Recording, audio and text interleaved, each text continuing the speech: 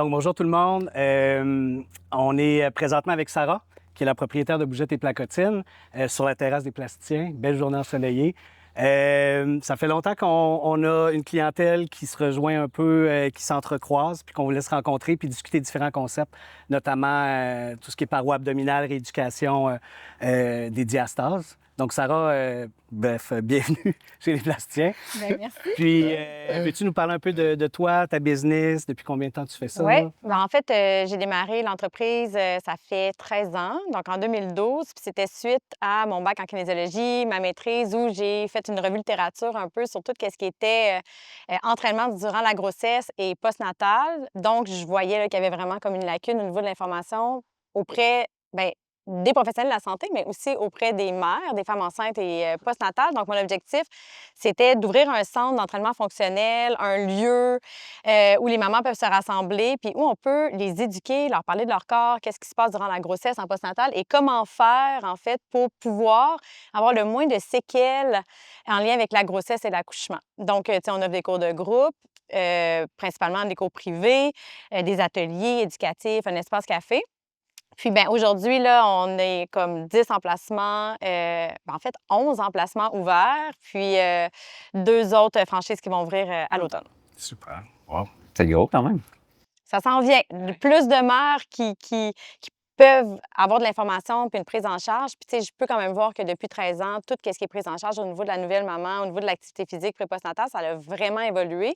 Fait que je pense qu'on fait notre petit bout de chemin, là, tu sais, pour pouvoir démocratiser tous les sujets là, autour de la mise en forme pré-postnatale. Puis j'ai vu aussi un peu que vous élargissez un peu le sujet aussi de la prise en charge des Oui. femmes. Il y a des cours pour adolescentes, Oui. etc. Donc, c'est... Tu sais, notre objectif, c'est un peu justement d'aller où il manque d'informations, puis où il manque de services aussi. Donc là, on a commencé à travailler avec les préadolescentes aussi, tu sais, où il y a des grands chamboulements et où on sait qu'il y a une clientèle qui, parfois, est un peu perdue dans qu'est-ce qui se passe dans les changements hormonaux, physiologiques. Donc, les préadolescentes, adolescentes, on commence.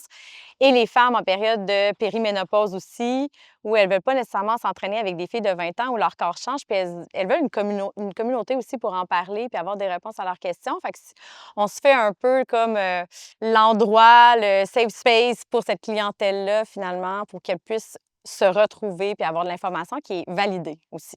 C'est hyper intéressant, en fait, puis c'est même, tu sais, je pense que quand on pense à Bougettes et Placotines, on pense juste aux femmes enceintes, mais c'est bon de savoir que c'est plus large. Tu vois, moi, personnellement, je ne savais pas. Comme, tu sais, nous, on pense à nos patientes chirurgicales, on parle toujours de paroi abdominale. Fait que, tu sais, si on essayait d'aller là plus spécifiquement, mettons, c'est quoi un peu votre approche par rapport à ça ou comment vous l'évaluez? Qu'est-ce que vous faites avec ça et tout? Oui, bien, tu sais, c'est sûr que la musculature qui a été le plus hypothéquée, tu sais, durant la grossesse, puis avec l'accouchement aussi, qui s'ensuit, c'est vraiment au niveau des abdominaux puis au niveau du plancher pelvien. Fait que, à la base, le premier cours que moi j'ai créé, c'est le cours Premier pas de maman, qui s'adresse aux femmes qui viennent juste d'accoucher, donc à partir de 2 semaines postnatales, celles qui ont eu, par exemple, une césarienne, 4 à 6 semaines postnatales.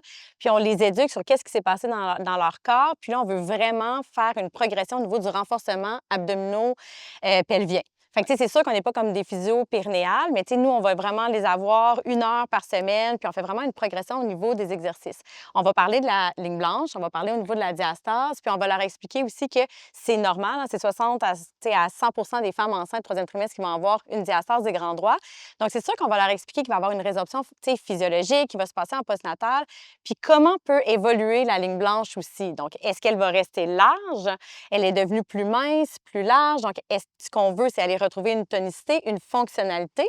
Fait qu'on leur permet de faire un peu une auto-évaluation. On leur montre comment faire, tu sais, à la hauteur de ce qu'elles sont capables, puis comment elles veulent se toucher, puis qu'est-ce qu'elles ressentent. Mais ce qu'on leur dit, c'est de toute façon, à ce stade-ci, on va faire un renforcement abdominal de façon progressive. Donc, diastase, pas de diastase, ça va être la même chose pour tout le monde. Tu sais, on ne va pas traiter un programme spécifique à la diastase. On fait un retour parce que les abdominaux, les tissus sont laxes. On parle des tissus musculaires, tous les tissus, mais nous, on va travailler avec les tissus musculaires. Donc, on veut aller mettre une charge sur ce tissu-là, puis il y a une progression. Puis on va leur expliquer que bien, dans la fin de la session, il va falloir continuer de mettre de la charge. Puis, tu sais, c'est sûr que toute l'activité physique autour. Et on va les consentir en leur disant, par contre, il faut qu'on voit une amélioration, puis on cherche une fonctionnalité. Puis peut-être qu'à un certain point, on va arriver avec une ligne blanche qui ne revient pas fonctionnelle, qui est restée molle, qui est peut-être trop large, ou là, vraiment, tu sais, elle ne peut plus défendre un peu, faire partie du mur abdominal. Puis c'est là, je pense que, tu sais, on rentre. Donc, moi, ça m'amène un peu à te relancer justement une question, c'est c'est quoi, à la base? Qu'est-ce que vous faites, une abdominoplastie? Là, c'est large comme approche, puisqu'on peut faire différentes choses, mais si je résume simplement, c'est une chirurgie sous anesthésie générale. On est endormi. Ça prend entre 2 et 3 heures. Ça implique toujours une incision, fait qu'il y a toujours une cicatrice, qui est, ça ressemble un peu à une incision de césarienne, Ouais. légèrement plus bas. Tu en as probablement vu à Ouais. travers les années. Puis ça s'étend vers les 2 hanches. Plus ou moins long selon la quantité de peau qu'on a besoin de traiter. Puis on fait à peu près la plupart du temps, Ali, tu sais, je pense que tu es d'accord avec moi, on Ouais. fait une liposuction chez la grande majorité de nos patientes parce que pour la plupart, il reste un surplus de gras léger. Ça arrive des patientes qui n'ont plus du tout de gras, mais c'est moins commun. Fait que souvent, c'est la paroi abdominale. Des fois, on va même faire le dos. On peut aller chercher le dos complet pour ce qu'on appelle les lipo-abdominoplasties 360 degrés. C'est bien populaire sur le réseau. Puis, en Chez fait, certaines, on peut aussi définir les muscles, même ouais, si on sont déjà avec la très peu liposuction, essayer de définir un petit peu plus la paroi. Ouais. En fait, tricher un peu en définissant la couche d'épaisseur de gras. Puis, donc, on fait cette incision-là. Ça nous permet d'exposer la paroi abdominale. Fait que dans le fond, on va lever la peau, le gras, jusqu'au grille costale, fait que jusqu'aux côtes. Puis, c'est à ce moment-là, nous, qu'on est capable d'évaluer la paroi d'une autre façon. On fait comme toi, on va les examiner en préopératoire, on va tester, leur faire contracter les abdominaux, voir ce qu'on a comme distance entre les muscles. Ouais. Puis, la plupart du temps, sur une maman enceinte, on va avoir un petit quelque chose, mais tu sais, des fois, c'est un doigt. Fait que c'est pas nécessairement quelque chose d'important ou de fonctionnel, ni esthétique. Mais bref, on évalue notre paroi, on est capable de faire contracter les muscles, puis c'est là qu'on peut faire une réparation.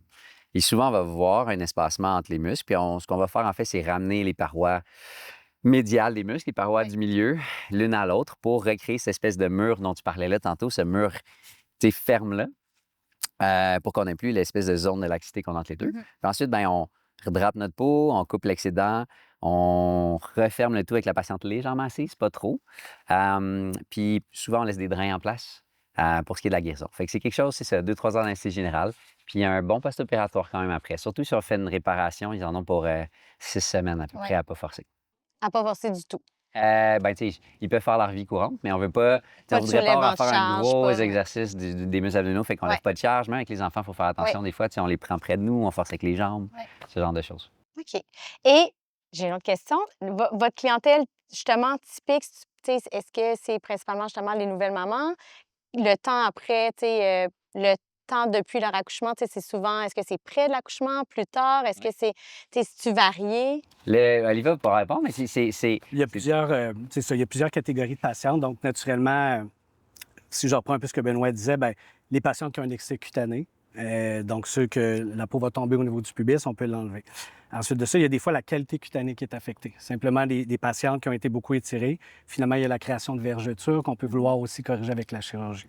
Alors ça, on voit ça plus souvent chez, en effet, les femmes qui ont eu des enfants. Il y a quand même 2 moments de leur vie qu'ils vont consulter. Il y a rapidement après, je dirais minimum 1 an. Là. Donc, tu disais pour le timing, c'est sûr qu'on aime mieux attendre que le poids soit retourné à la normale, idéalement qu'il ait rééduqué, qu'il se sente un peu là, stable, là, côté musculaire, puis train de vie. Et aussi les patientes qui, des fois, sont dans la cinquantaine, qui finalement, eux, leurs enfants sont rendus à l'université et tout, puis ils ont quand même les vestiges de leur accouchement, puis qu'à ce moment-là, ils veulent se prendre en charge et ils veulent corriger certaines choses. Oui. Donc, il y a cette clientèle-là. Ensuite de ça, il y a tous les patients qui changent leur habitude de vie, peu importe qu'il y ait des grossesses ou non. Programme d'entraînement, musculation, perte de poids.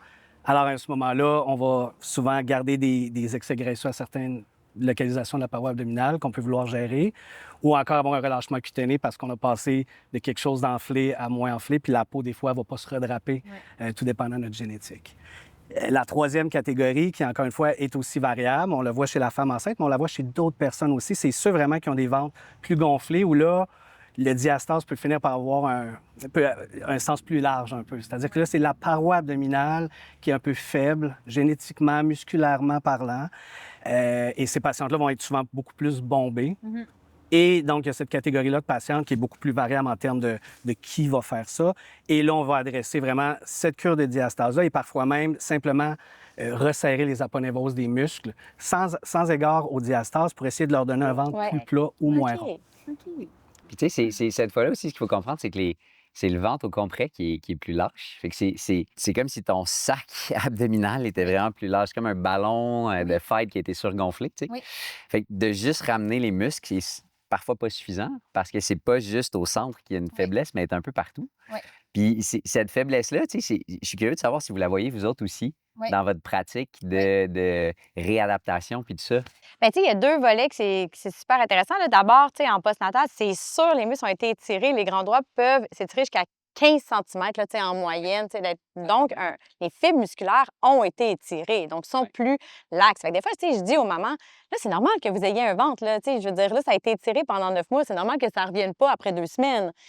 Il y a aussi tout au niveau hormonal. Donc, on sait que les femmes, tant qu'elles allaitent aussi, puis qu'il n'y a pas le retour des règles, tu sais, il n'y aura pas le taux d'estrogène habituel et tout ça. Donc, tout, il faut prendre en considération aussi qu'ils n'ont pas retrouvé la tonicité de leurs muscles. Et bien entendu, comme n'importe quelle blessure ou quoi que ce soit, tu sais, des tissus qui ont été étirés, bien, il faut les renforcer, il faut les stimuler, il faut créer du stress, il faut charger à un moment donné. Donc, c'est normal il y a le temps qui va faire les choses, les changements hormonaux, mais il y a aussi l'entraînement. Donc, tu sais, je pense que ça, tu sais, on ne réinvente pas là, tout, là. Je veux dire, si on veut de la tonicité, bien, il faut charger puis il faut s'entraîner. Fait que, tu sais, ça, c'est une chose. Après ça, moi, je trouve ça super intéressant, le post-opératoire, parce que, bien, on en a déjà discuté, tu sais, c'est au privé, les opérations, fait qu'il n'y a pas nécessairement un suivi d'exercice post-opératoire et souvent, bien, c'est inconnu de comprendre comment retravailler puis se réapproprier notre musculature après l'opération et bien, tu sais, de travailler justement, tu sais, post-opératoire, il y a une phase de guérison, mais d'aller travailler au niveau de la mobilité, au niveau de la conscientisation du contrôle moteur, comment aller travailler sa musculature profonde, aller tu sais, commencer à stimuler la musculature superficielle aussi pour être dans la fonctionnalité ou de maintenir une musculation en santé parce que les muscles, si on ne les utilise pas, bien, ils vont s'atrophier. Donc, je pense que toute cette, démocratisation-là est à faire aussi, puis de dire, ben c'est pas parce qu'on a été opéré qu'on ne fait plus rien à partir de ce moment-ci. Ouais. Fait que, tu sais, c'est ça, on a cette approche-là de dire, on a affaire à qui? C'est quoi ses besoins? C'est quoi sa situation? Bien, on veut entraîner pour faire le chemin pour qu'elle arrive à ses objectifs, finalement. Parce que, tu sais, ça fait un lien avec souvent nos patientes, c'est ça, tu sais, c'est un peu leur, Bélie, je pense que tu vas être d'accord, c'est leur on dirait qu'ils kickent, ils font leur chirurgie puis ils se disent, tu sais, à partir de maintenant, Je me prends en je me main. reprends en main. Il y Ouais. en a qui ont tout fait ça avant, il y en a pour qui c'est comme, c'est le moment où ils disent comme, bon, ben, à partir de maintenant, tu sais, je me permettrai plus les petits excès que Ouais. je fais habituellement pour maintenir parce que, tu sais, ça m'a coûté cher, je me suis investi là-dedans puis tout ça. Fait que la place d'un programme d'exercice, je pense, fait vraiment du sens pour les Oui. optimiser dans tout Bien, ça c'est parce la qu'elles la commencent phase de à... progression, j'en ai vu, moi, des femmes, justement, post-op et des fois sont revenues, c'était pas nécessairement vos clients, sont revenues, Clairement pas. sont revenues, plus tard me voir, ça faisait quelques mois, en disant: «J'ai des problématiques». Parce qu'ils se sont fait opérer, ils ont attendu leur récupération, qu'elle soit faite, pour être sûrs que, tu sais, que ça soit guéri, puis ensuite, ils sont retournés dans une intensité. Mais ils ont oublié la phase de progression, de charger, tu sais, de façon progressive, il ne faut pas se blesser. Et là, il y a des problèmes au niveau de fuite, au niveau de douleurs qui sont survenus. Donc, je pense que c'est essentiel qu'il y ait un programme progressif pour travailler la mobilité, la musculature profonde, comme on fait finalement post-césarienne aussi avec nos mamans. Donc, c'est là ce jeu-là, pour pouvoir retourner à une intensité qu'elles visent ou qu'elles se sont données comme objectif finalement de dire là, je me remets en forme puis je vais m'entraîner dans un centre avec de la haute intensité 3 fois semaine. Il y a un petit chemin là à ne pas Oui, oublier. la petite progression là, Ouais. qu'il faut faire. Là. Ouais. Ah Tu sais, ouais. cette rencontre-là naît aussi du fait qu'on a quelques patientes quand même qui ont commencé à nous dire après l'opération, OK, je reprends comment ma vie, je reprends comment l'exercice. Ouais. Puis là, avec Benoît, on a des petits conseils de base, etc. Mais je pense que la clé, ce serait d'être capable d'avoir des patientes qui arrivent dans un état optimisé avant la chirurgie. Donc, Tout qui à sont fait, déjà c'est sûr. capables d'avoir une paroi abdominale qui est forte, qui est stable, qui est entraînée. Après, on a le traumatisme qui est temporaire. Puis après, on les rembarque justement dans un programme. Puis c'est à voir s'il y a une possibilité de travailler avec vous pour voir s'il y a des exercices qu'on pourrait mettre de façon Ouais. sériée à l'ensemble de notre clientèle, qui est Ouais, encore ouais. une fois ajustée selon l'âge puis la situation, pour leur permettre de retourner à une vie fonctionnelle et saine. Là. Ouais. C'est clair. Puis c'est comme, pour nous, c'est comme notre spécialité chez Bougeotte et Placotine, d'aller dans la musculature la plus profonde, tu sais, la mobilité, la fonctionnalité, le contrôle moteur avant justement de charger. C'est vraiment ça, en fait, tu sais, notre spécialité. Fait que je pense que c'est ça. Tu sais, moi, les clientes que j'avais vues, c'était surtout ça. Comment je fais pour pas me scraper, tu sais, puis pouvoir retourner, puis pas retourner en arrière non plus, tu sais, au niveau des problématiques. Fait que c'est sûr que cette collaboration-là est vraiment pertinente, là. Puis pour conclure, peut-être, Sarah, pourrais-tu nous dire pour donner une idée à nos Ouais. patientes, ils ont eu une abdominoplastie. De Ouais. quelle façon, dans les 3 à 12 mois suivant l'opération, tu verrais un programme ou des exercices sériés? Ou as-tu déjà une idée de Oui, qu'est-ce que tu bien, tu sais, pour en conseillerais? avoir Puis- fait, en fait, la première chose à faire, ça va être vraiment au niveau de la mobilité des tissus. Parce qu'on le sait, hein, tu sais, à un moment donné, tu sais, elles peuvent Il y a des rester. adhérences Il y a des aussi au début. adhérences, C'était tout le monde exactement. en fait au début, puis après, ben, Ouais. on Donc, passe. tu sais, on va commencer avec la respiration, puis des mouvements au niveau de l'extension, d'aller aussi en rotation. Fait que ce qu'on veut, c'est aller chercher justement de briser au niveau des adhérences, puis de permettre justement, tu sais, une mobilisation tissulaire dans des mouvements qui sont pas trop grands, mais qui sont fonctionnels de la vie quotidienne. Et ensuite, Faut pas que ça ouvre. non, c'est ça. Ouais. Bien entendu, ça, c'est une fois la cicatrice guérie. Et, Probablement à 6 semaines qu'on... oui, bien, ça doit ressembler justement à Oui, tout. ben, tu sais, entre 4 à et une 6. À 6, t'as césarienne. 80 de ta Massage. résistance. Fait que je sais pas ce que vous Ouais. faites en césarienne. C'est-tu. C'est 4 à 6 semaines, elles viennent dans nos cours. OK, Ouais. ouais. Même chose pour nous. ça. Puis ensuite, on commence justement sans charge à faire vraiment des exercices, tu sais, plus sur le dos, mais vraiment au niveau du contrôle moteur, de dire, OK, on va aller travailler au niveau de la synergie de nos muscles du corps qui ont vraiment un rôle de stabiliser au niveau de la colonne vertébrale du bassin, donc avec le plancher pelvien, vraiment aller travailler au niveau du transverse de l'abdomen. Et on va commencer à stimuler la musculature plus superficielle, mais toujours avec ce bon contrôle moteur-là, de dire, OK, je vais quand même initier, travailler avec la respiration, mon mouvement au niveau du ventre, d'aller justement m'assurer que mon contrôle moteur est celui physiologique, d'aller chercher au niveau du plancher pelvien, du gainage. Et là, on va intégrer ça avec des exercices en charge, tu sais, des levées de poids, aller vers les planches, tu sais, là, travailler un petit peu plus avec juste la charge au niveau de la gravité, travailler des rentrées de ventre, puis là, en stabilisation. Et là, on va pouvoir vraiment Je l'ai augmenter. fait pendant que tu l'as dit. Quand on parle du plancher pelvien, nous, tout le monde, tout d'un coup, tu sais. Et là, on va charger, mais on va vraiment observer justement comment ils vont commencer à soulever des poids, comment ils vont faire les postures plus exigeantes dans les mouvements plus rapides. Donc, il faut comme bâtir, puis souvent, tu Pas sais, compenser de la mauvaise façon. exactement. Donc là, on va s'assurer que c'est les bons muscles qui se contractent au bon moment. Puis là, une fois que la base est mise, bien là, elles comprennent aussi. Et là, elles vont être vraiment plus autonomes dans leur entraînement, puis elles vont vraiment pouvoir charger, mais elles comprennent c'est quoi le bon contrôle moteur, puis comment bien contrôler. Fait que c'est vraiment cette approche-là qu'on va vraiment progressif. Puis ça peut aller vite, tu sais, ça peut... S'ils sont proactives, ça peut aller vite. Un minimum de quelques mois, je présume, si tu veux vraiment avoir Oui, un bon effet à tout cet entraînement-là. Puis, tu sais, s'ils viennent 3 semaines, c'est pas suffisant.